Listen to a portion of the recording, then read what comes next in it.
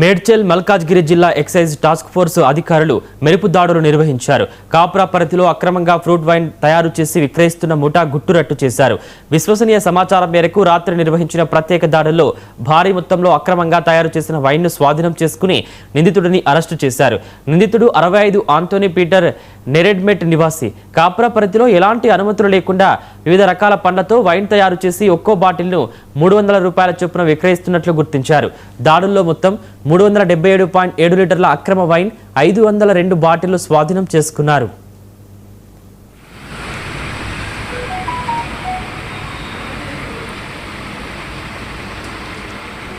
photograph